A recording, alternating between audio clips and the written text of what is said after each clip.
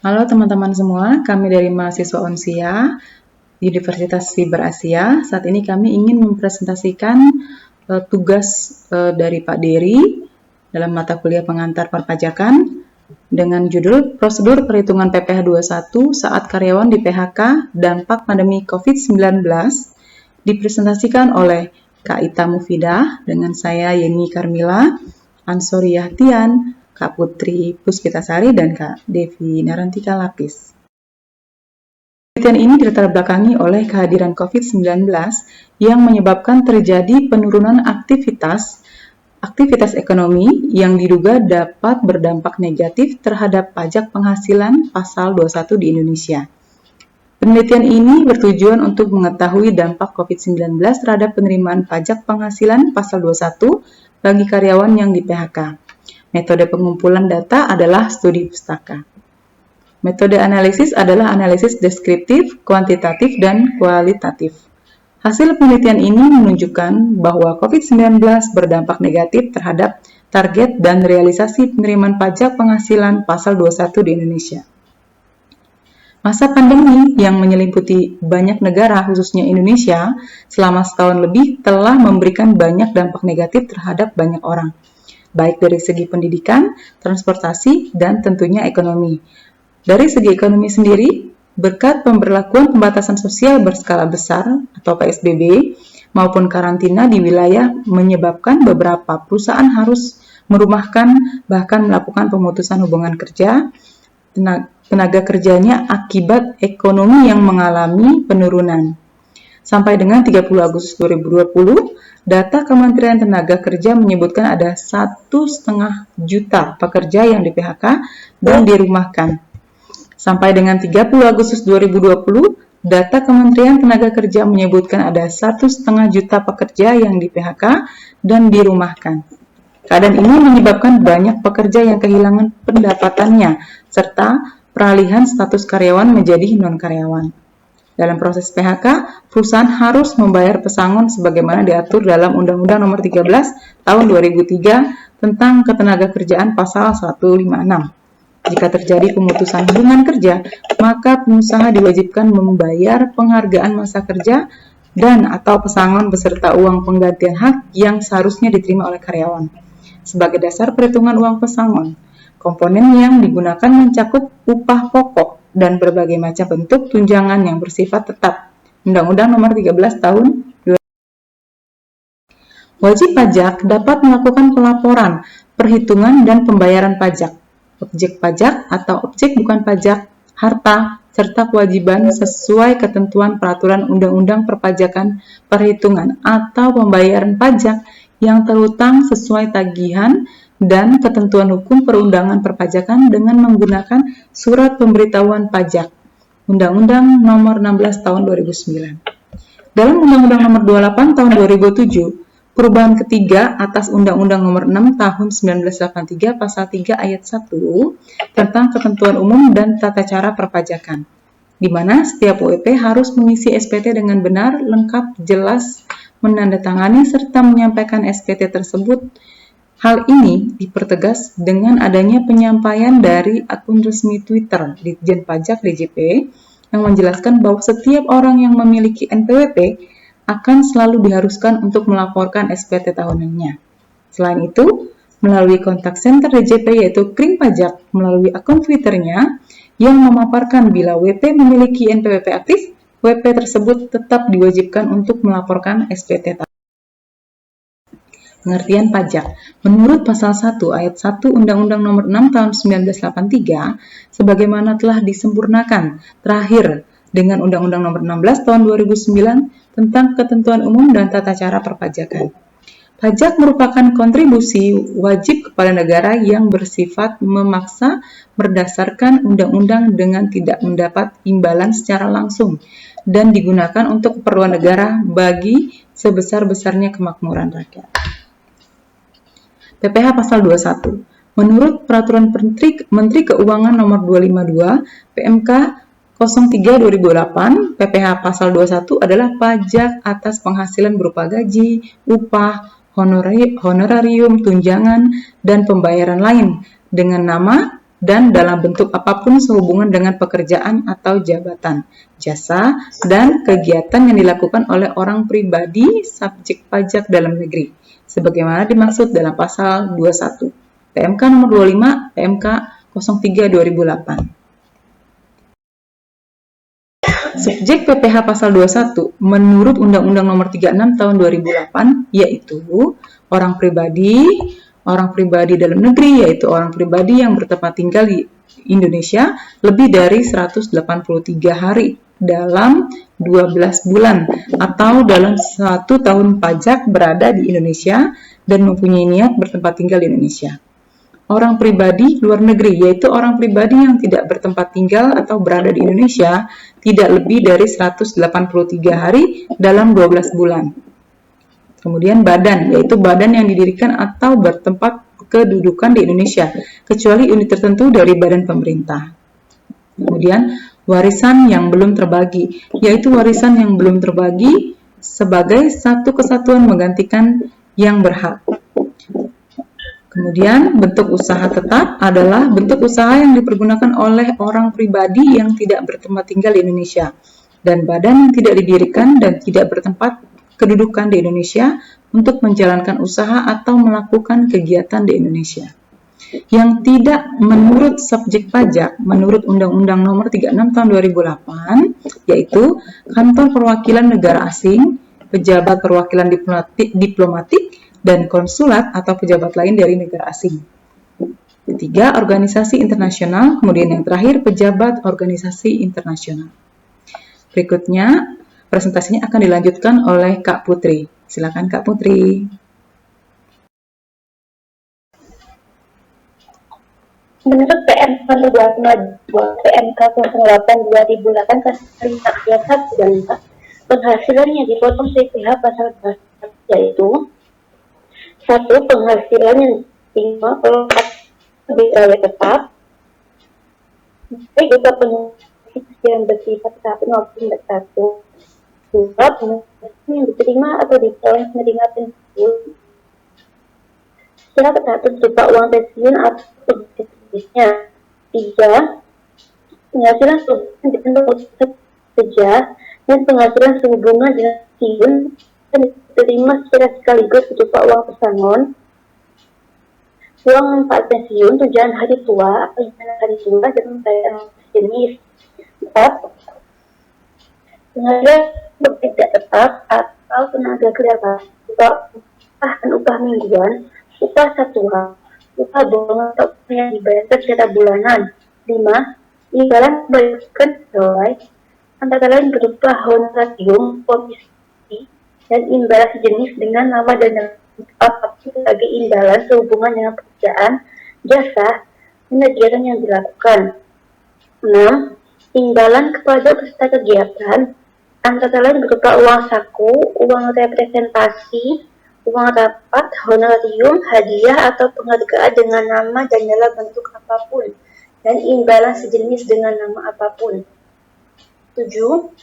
Penghasilan yang dipotong PPh pasal 21 dan atau PPh pasal 26 sebagaimana dimaksud pada ayat 1, termasuk pula penerimaan dalam bentuk natura dan atau kenikmatan lainnya dengan nama dan dalam bentuk apapun yang diberikan oleh bukan wajib pajak yang dikenakan pajak penghasilan yang bersifat final, wajib pajak yang dikenakan pajak penghasilan berdasarkan norma penghitungan khusus, kena pajak atau PKP.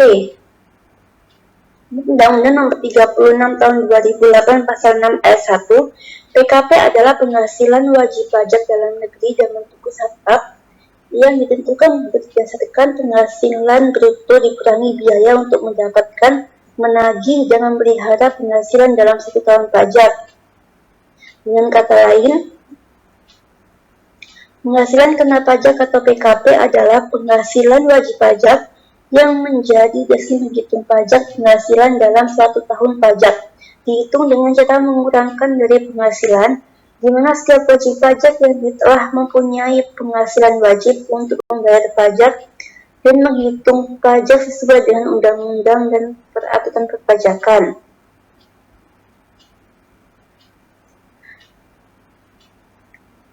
Berdasarkan Undang-Undang Nomor 2008 Pasal 21 Ayat 5A tentang besarnya tarif PKP bagi wajib pajak yang tidak memiliki NPWP lebih tinggi 20% daripada tarif yang ditetapkan terhadap WP yang dapat menunjukkan NPWP.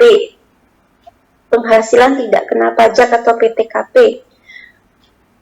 Undang-Undang Nomor 36 Tahun 2008, penghasilan tidak kena pajak atau PTKP adalah komponen pengurang dalam menghitung besarnya pajak penghasilan wajib pajak orang pribadi, atau bisa juga dimaknai dengan besarnya penghasilan yang menjadi batasan tidak kena pajak bagi wajib pajak orang pribadi.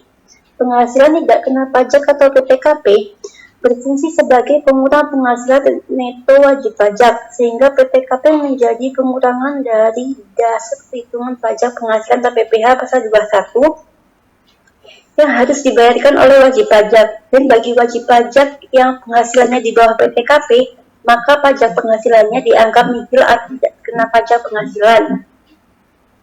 Besarnya PTKP per tahun menurut Peraturan Dirjen Pajak PER 16 PJ 2016 pasal 11 ayat 1, yaitu 1 untuk diri wajib pajak orang pribadi, yaitu senilai 54 juta, tambahan WP kawin 4.500.000, tambahan untuk setiap tanggungan WP maksimal 3 orang, yaitu 4.500.000. Hanya PTKP per bulan untuk diri wajib pajak orang pribadi yaitu 4.500.000, tambahan wajib pajak kawin 375.000, tambahan untuk setiap tanggungan wajib pajak maksimal 3 orang yaitu senilai 375.000. Biaya jabatan adalah biaya yang ditetapkan oleh undang-undang dan peraturan perpajakan sebagai pengurang dari penghasilan bruto kepada wajib pajak yang berstatus sebagai pegawai tetap selama tahun pajak. Peraturan Menteri Keuangan Nomor 2250 PMK 03 2008 Pasal 1 menetapkan besarnya biaya jabatan yang dapat dikurangkan dari penghasilan bruto untuk perhitungan pemotongan pajak penghasilan bagi pegawai tetap sebagaimana dimaksud dalam Pasal 21 Ayat 3 Undang-Undang Nomor 7 Tahun 1993 tentang pajak penghasilan sebagaimana telah beberapa kali diubah terakhir dengan Undang-Undang Nomor 36 Tahun 2008. Tetapkan sebesar 5% dari penghasilan bruto, tingginya 6 juta rupiah setahun atau 500.000 sebulan. PPh pasal 2 berupa uang pesangon, uang manfaat pensiun, tunjangan hari tua, dan jaminan hari tua yang dibayarkan sekaligus. Uang pesangon, uang manfaat pensiun, tunjangan hari tua, atau jaminan hari tua yang dibayarkan sekaligus dikenai pemotongan pajak penghasilan pasal 21 yang bersifat final. PP nomor 68 tahun 2009. Untuk pasal 1 PP nomor 68 tahun 2009 yang dimaksud dengan uang pesangon, uang manfaat pensiun, tunjangan hari tua, dan jaminan hari tua yaitu 1. Uang pesangon adalah penghasilan yang dibayarkan oleh pemberi kerja termasuk pengelola dana pesangon tenaga kerja kepada pegawai dengan nama dan dalam bentuk apapun sehubungan dengan berakhirnya masa kerja atau terjadi pemutusan hubungan kerja, termasuk uang penghargaan masa kerja dan uang penghentian hak. 2. Uang manfaat pensiun adalah penghasilan dari manfaat pensiun yang dibayarkan kepada orang pribadi beserta dana pensiun secara sekaligus sesuai ketentuan peraturan perundang-undangan di bidang dana pensiun oleh dana pensiun pemberi kerja atau dana pensiun lembaga keuangan yang pendiriannya telah disahkan oleh Menteri Keuangan. 3. Tunjangan hari tua adalah penghasilan yang dibayarkan sekaligus oleh badan penyelenggara tunjangan hari tua kepada orang pribadi yang telah mencapai usia pensiun. 4. Jaminan hari tua adalah penghasilan yang dibayarkan sekaligus oleh Badan Penyelenggara Jaminan Sosial tenaga kerja kepada orang pribadi yang berhak dalam jangka waktu yang telah ditentukan atau keadaan lain yang ditentukan. Selanjutnya akan dilanjutkan oleh Kata. Dengan memperhatikan dengan masa kerja dan pusat atau yang diterima setiap bulan, maka tarif PPh pasal 21 yang dikenai bersifat progresif. Namun, lapisan tarif progresif yang diberlakukan berbeda dengan lapisan tarif yang ditemukan dalam pasal 17 ayat 1 huruf A UU PPh. Sesuai pasal 4 PP 68 2009, besaran tarif pajak penghasilan uang pesangon dapat ditentukan sebagai berikut. 1. Tarif 0% atas penghasilan bruto sampai dengan 50 juta. Tarif 5% atas penghasilan bruto di atas 50 juta sampai dengan 100 juta. Tarif 15% atas penghasilan bruto di atas 100 juta sampai dengan 500 juta. Tarif 25% atas penghasilan bruto di atas 500 juta. Tarif PPh pasal 21 atas penghasilan berupa uang manfaat pensiun, tunjangan hari tua atau jaminan hari tua menurut pasal 5 PP nomor 68 tahun 2009 ditentukan sebagai berikut. Tarif 0% atas penghasilan bruto sampai dengan 50 juta. Tarif 5% atas penghasilan bruto di atas 50 juta. Bayar bertahap. Dengan batasan waktu sampai dengan 2 tahun, pemotongan PPh pasal 21 dilakukan dengan menerapkan tarif pasal 17 ayat 1 huruf A UU PPh atas jumlah bruto seluruh penghasilan yang terutang atau dibayarkan kepada pegawai pada tahun ketiga dan seterusnya. Hal ini diatur dalam PP nomor 68 tahun 2009. PPh pasal 21 yang dipotong tidak bersifat final dan dapat diperhitungkan sebagai pembayaran pajak pendahuluan atau kredit pajak. Pelaporan pajak penghasilan. Sarana bagi WP untuk melaporkan hal-hal yang berkaitan dengan kewajiban perpajakan adalah dengan menggunakan surat pemberitahuan atau SPP, yang merupakan surat oleh wajib pajak digunakan untuk melaporkan perhitungan dan atau pembayaran pajak, objek pajak dan atau bukan objek pajak, dan atau harta dan kewajiban sesuai dengan ketentuan peraturan perundang-undangan di bidang perpajakan. PMK nomor 9, PMK 03/2018. SPT dibedakan menjadi dua, yaitu SPT masa dan SPT tahunan.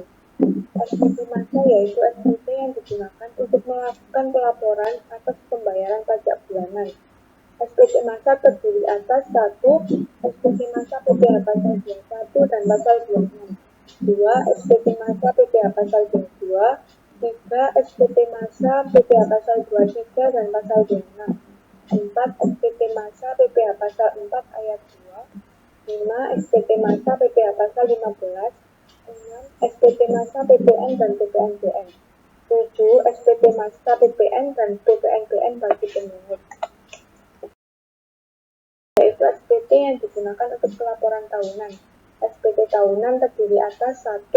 SPT tahunan PPhWP orang pribadi yang mempunyai penghasilan dari usaha atau pekerjaan bebas yang menyelenggarakan pembukuan atau norma perhitungan penghasilan itu dari 1 atau lebih pemberi kerja final dan atau bersifat final dan dari penghasilan lain. Formulir 1770. Nomor 2. SPT tahunan WP orang pribadi yang mempunyai penghasilan dari 1 atau lebih pemberi kerja dalam negeri lainnya dan yang dikenakan PPh final dan atau bersifat final. Formulir 1770S. 3. SPT tahunan WP orang pribadi yang mempunyai penghasilan dari 1 pemberi kerja dan tidak mempunyai penghasilan lainnya kecuali bunga bank atau bunga koperasi. Formulir 1770SS. 4. SPT tahunan PPhWP Badan. Formulir 1771 rupiah. 5. SPT tahunan PPhWP Badan yang diizinkan menyelenggarakan pembukuan dalam bahasa Inggris dan mata uang dolar Amerika Serikat. Formulir 1771 US. SPT harus diisi dengan benar, lengkap dan jelas dalam bahasa Indonesia dengan menggunakan Inggris Latin dan bahasa Arab, satuan mata uang rupiah, dan menandatangani serta menyampaikan ke kantor pelayanan pajak atau KPP atau tempat lain yang ditetapkan oleh Direktur Jenderal Pajak. Menurut PMK nomor 9, PMK.03 2018 pasal 8, penyampaian eksekusi OMLJP ke kantor pelayanan pajak atau tempat lain yang ditetapkan oleh Direktur Jenderal Pajak dapat dilakukan secara 1. Secara langsung, 2. Melalui pos dengan bukti pengiriman surat, 3. Dengan cara lain, yaitu A. Perusahaan jasa ekspedisi atau jasa kurir dengan bukti pengiriman surat, B. Saluran tertentu yang ditetapkan oleh Direktur Jenderal Pajak sesuai dengan perkembangan teknologi informasi. Penelitian ini dapat disimpulkan bahwa pandemi COVID-19 berdampak besar bagi bidang kehidupan manusia. Salah satunya perpajakan. Beberapa peraturan perpajakan mengalami penyesuaian akibat pandemi ini, termasuk PPh Pasal 21. Penyebaran COVID-19 yang meningkat mengakibatkan banyak perusahaan tidak dapat beroperasi sebagaimana mestinya, sehingga tidak sedikit perusahaan yang melakukan PHK terhadap karyawannya. Untuk itu, sebagai wajib pajak berkewajiban untuk memberikan uang pesangon terhadap karyawannya yang terkena PHK dampak COVID-19. Sekian, terima kasih. Terima kasih.